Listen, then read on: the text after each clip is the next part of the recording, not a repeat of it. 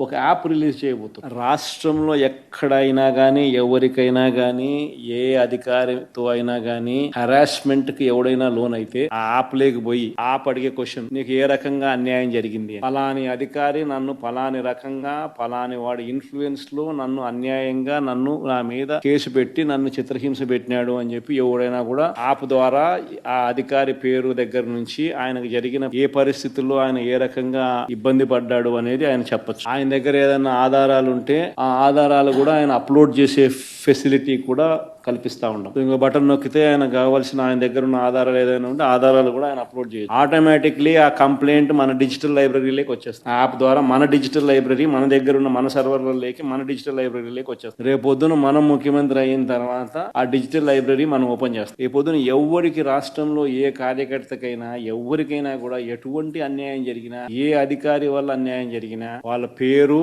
ఏ రకంగా అన్యాయం చేసినాడు, ఎవరి ప్రోద్బలంతో అన్యాయం చేసినాడు, ప్లస్ నెక్స్ట్ బటన్, మీ దగ్గర ఏమైనా సాక్ష్యాలు ఏమైనా ఉంటే ఏమైనా అప్లోడ్ చేయాలనుకుంటే చేయండి. వీడియోలు కానీ నీకు ఇంకా వేరే సాక్ష్యాలు కానీ ఏమైనా ఉంటే మీ దగ్గర ఉంటే మీరు చేయండి. సో అవి కూడా ఒక అవకాశం. అవన్నీ ఆటోమేటిక్లీ మన సర్వర్లలో మన డిజిటల్ లైబ్రరీలోకి మనం వచ్చిన తర్వాత అవి ఓపెన్ చేసి ఎవడెవడైతే మన కార్యకర్తలను అన్యాయం చేసి వాళ్ళందరినీ కూడా చట్టం ముందర ఏ రకంగా నిలబెట్టాలనో ఆ రకంగా నిలబెట్టి అందరినీ కూడా సినిమా చూపించే కార్యక్రమం మాత్రం జరుగుతుంది. వాళ్ళు చేసినవి అన్ని కూడా వడ్డీతో సహా ఏదైతే నువ్వు ఎత్తుతున్నావో అదే పండుతుంది.